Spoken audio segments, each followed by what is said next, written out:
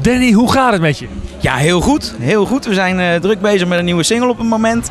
En ja, nu hier in het mooie Vlissingen. Dus ja, het gaat goed. Hoe heet de nieuwe single? Spijt. Wat zijn er dan dingen in het leven waar jij spijt van hebt? Ja, spijt. Waar moet je spijt van hebben in het leven? Ik zeg altijd, je kan beter spijt hebben van dingen die je hebt gedaan als die je niet hebt gedaan. Ja, dus ja, wat is dan iets wat je hebt gedaan waarvan je denkt van nou, achteraf gezien had ik dat misschien niet moeten doen?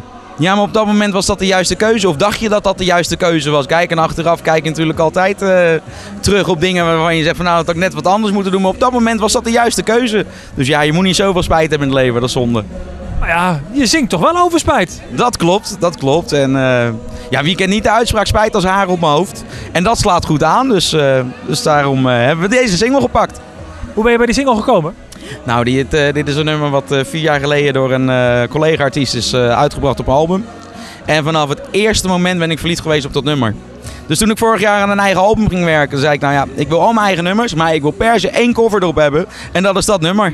Van wie was het origineel? Het origineel was van Rijn Mersja. En ja, die is natuurlijk de laatste tijd met bloed, zweet en tranen natuurlijk weer hoog gestegen.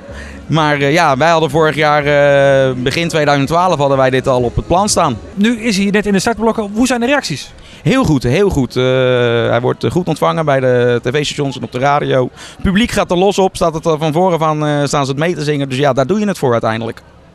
Dus geen spijt van? Absoluut niet. Nou zijn er ook natuurlijk liedjes die je zelf hebt, voor jezelf hebt gemaakt, die ook wel eens door mensen worden bezongen. Ja, nou ja, dat is natuurlijk alleen maar goed. Dat is natuurlijk alleen maar goed als dat gebeurt. Is dat een eer voor een zanger? Ja, dat betekent wel dat je een goed product hebt en dat je gedachten goed zijn. En als je dan een ander jouw liedje hoort zingen, is dat natuurlijk hartstikke leuk. Maar nu heb je een keer een heel leuk liedje gemaakt, wordt die gezongen door een ander en die heeft er succes mee. Ja, nou ja, dan zijn de gedachten in ieder geval goed geweest. Is het liedje goed?